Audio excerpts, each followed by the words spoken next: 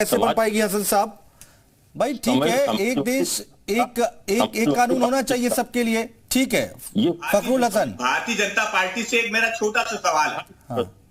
और ये जो भारतीय जनता पार्टी से एक बहुत छोटा सा मासूम सा सवाल है कि भाजपा के प्रवक्ता मुझको ये बता दे कि गौ हत्या पे पूरे देश में एक समान कानून क्यों नहीं?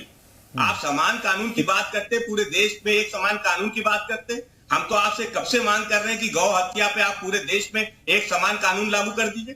तब तो आप बहाने ढूंढते हैं, तब तो आप क्षेत्र की बात करते हैं, तब तो आप परंपराओं की बात करते हैं। लेकिन जब आपको हिंदू मुसलमान कहीं देख करने को मिल जाता है, तब आप कानून सहारा लेते हैं। आपकी ही सरकार है भारतीय जनता पार्टी की। 2016 में ये समाजवादी पार्टी ने विधि आयोग का गठन नहीं किया था। ये समाजवादी पार्टी की सरकार में विधि आयोग की रिपोर्ट नहीं आई। ये भारतीय जनता पार्टी की मोदी जी की सरकार में विधि आयोग का गठन हुआ। मोदी जी की सरकार में विधि आयोग ने अपनी रिपोर्ट सबमिट की, जिस रिपोर्ट में ये कहा गया है कि इस कानून की आवश्यकता नहीं।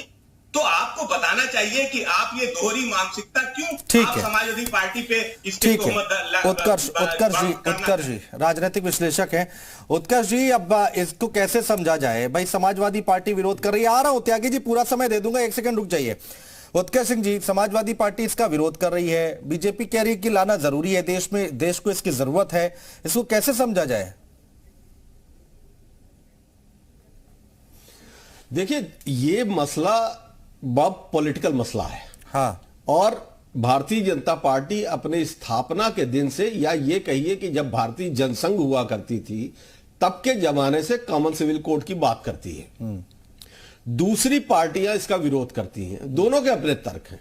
भारतीय जनता पार्टी के प्रवक्ता का तर्क हमने सुन लिया, दूसरी पार्टियों का अभी समाजवादी पार्टी के हमारे साथी कह रहे थे कि विधि आयोग की आड़ ले रहे थे। हाँ। लेकिन ये उत्तर प्रदेश से थोड़ा बाहर जाके भी देखिए, ये चूंकि ये यूपी का सवाल नहीं है, भारत के भीतर आईपीसी और सीआरपीसी दो कानून हैं जहां पर कि कोई डिस्क्रिमिनेशन नहीं है, जो क्रिमिनल प्रोसीजर है। कॉन्स्टिट्यूशनल लॉ अपनी जगह पे है। हाँ। अब पर्सनल लॉ के ऊपर बात जब आके टिकती है तो सिखों का पर्सनल लॉ, आदिवासियों का पर्सनल लॉ, नॉर्थ ईस्ट का क्रिश्चियंस का पर्सनल लॉ, बहुत सारा कॉम्प्लिकेशन है यहां पर जी। अब दिक्कत क्या हो रही है? हाँ। कि उत्तर प्रदेश जैसे राज्य में ये एजेंडा बनता है हिंदू मुसलमान का, लेकिन नॉर्थ ईस्ट में ये एजेंडा बन जाएगा क्रिश्चियनिटी के लिए, पंजाब में ये एजेंडा बन जाएगा सिखों के लिए। सो पॉलिटिकली जो हिंदुस्तान की इस वक्त की सिचुएशन है, उसमें ये सिर्फ डिबेट में आ सकता है। हाँ। अगर ये लॉ में आए, हाँ, तो भाई लॉ कमीशन ही जब इसको रोक चुका है, हाँ, तो लॉ में आ नहीं सकता, प्रैक्टिकल पॉसिबल नहीं है। और दूसरी बात यह कि अभी अमित शाह साहब ने कहा कि भारतीय जनता पार्टी शासित जितने राज्य हैं उनसे मैं कह रहा हूं कि वो अपने यहां यूनिफॉर्म सिविल कोड लागू करें। हाँ। कॉन्स्टिट्यूशन के हिसाब से ये बिल्कुल पॉसिबल ही नहीं है। हाँ। भाई संविधान का 12वां अनुच्छेद ये कहता है कि राज्य का मतलब केंद्र और राज्य दोनों की सरकारें। हाँ। तो राज्य के भीतर अगर ये एजेंडा आता है तो कॉन्स्टिट्यूशनली रॉन्ग है, लेकिन पॉलिटिकली गेनर है। पॉलिटिकली गेनर है, मैं ये कह रहा हूं। हाँ। सो अब जबकि 2024 का चुनाव की बिसात बिछनी शुरू हो गई है, तो इन मसलों को पॉलिटिकल डिबेट में लाना है। हाँ। और ये पॉलिटिकल डिबेट जैसे जैसे बढ़ेगी वैसे वैसे वोटों का कंसोलिडेशन अपनी अपनी जगह होगा। तो समाजवादी पार्टी यूपी में अपोजिशन है, वो अपने वोट बैंक को कंसोलिडेट कर रही है, बीजेपी इसको कर रही है। लेकिन अगर प्रैक्टिकल बात करें तो उत्तर प्रदेश की सरकार हो या उत्तराखंड की सरकार हो, उसके पास ये अथॉरिटी ही नहीं है कि वो इसको लागू कर पाए। अवनीश त्यागी जी, जवाब दीजिए। केंद्र सरकार इसको नहीं कर उत्कर्ष सिंह जी कह रहे हैं, इसका जरा जवाब दीजिए। सिर्फ पॉलिटिकल एजेंडा है। उसको मानते हैं कि पॉलिटिकल विल तो होनी चाहिए ना। देश में एक अगर एक कानून होगा, समान नागरिक संहिता लागू हो। जी, संपर्क टूट गया है। देखिए, संपर्क टूट गया है, लेकिन ठीक है। फखरुल हसन जी हमारे साथ हैं, समाजवादी पार्टी के। हसन साहब देखिए, यहाँ पर उत्कर्ष सिंह कह रहे हैं कि भाई ये केवल और केवल राजनीतिक एजेंडा है। अपने अपने वोट बैंक को साधने के लिए। ठीक है, आ रहा हूं। त्यागी साहब आ गए, दोबारा कनेक्ट हो गए। एक बार मैं उनसे बात कर लेता हूं जल्दी से। बोलिए त्यागी जी, बात पूरी कीजिए। देखिए राजनीति एजेंडा तो होता ही है, राजनीति के बिना नहीं होता है। राजनीति तो चलेगी, वही तो करेंगे, राजनीतिक दल ही तो करेंगे। पर अगर देश के लिए शुभ है, एक अच्छी व्यवस्था बनने जा रही है, एक समान नागरिक संहिता बन जाए, तो उसमें दिक्कत क्या है? कोशिशें होनी चाहिए। जब कोशिशें होंगी तभी फलीभूत होंगी। एक संविधान लागू हो, एक झंडा हो, एक निशान हो, ये व्यवस्थाएं जब हो तो कोशिशें करनी चाहिए, और कोशिशें करने से एक सुविधा होगी और ये अच्छा पहल होगी।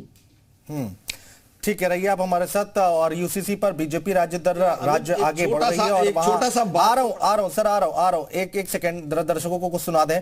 वहां लोगों को यूसीसी लाने का भरोसा दे रही है और वादा कर रही है कि लेकिन इसी यूसीसी पर एआईएमआईएम प्रमुख असदुद्दीन ओवैसी लंबे समय से विरोध करते रहे। एक बार उनको सुन लेते हैं।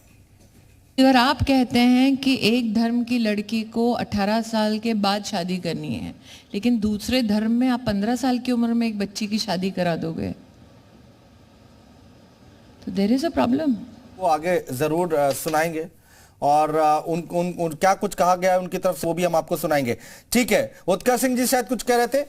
उत्कर्ष जी बोलिए, सवाल उठा रहे थे आप।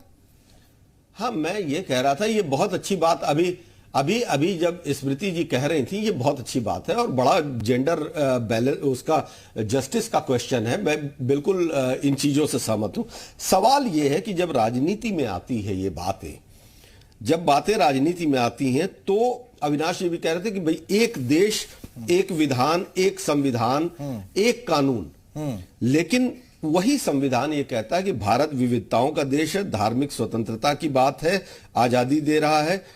समस्या क्या होती है? पॉलिटिकल विल तो होनी ही चाहिए, और ऑब्वियसली पॉलिटिकल एजेंडे पे तो पार्टियां रहेंगी, उसमें कोई दोष नहीं है। जो पार्टी जिस आधार पर आई है वो उसी को आगे बढ़ाएगी।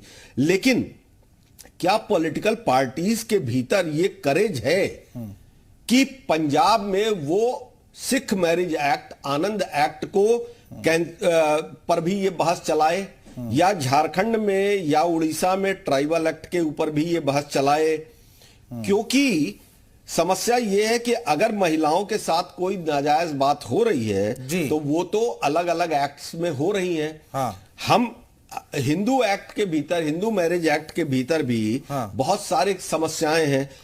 असल बात यह है कॉन्फिडेंस दिलाने के, ये सब सीरियस बातें हैं। लॉ एक बहुत सीरियस अफेंड है। तो अगर एक भरोसा दिला दें कि किसी देश, किसी नागरिक के साथ, अब रह गया सवाल कि अगर पर्सनल लॉज हैं, भारत के भीतर सिर्फ हिंदू लॉ और मुस्लिम लॉ, दो पर्सनल लॉ नहीं है।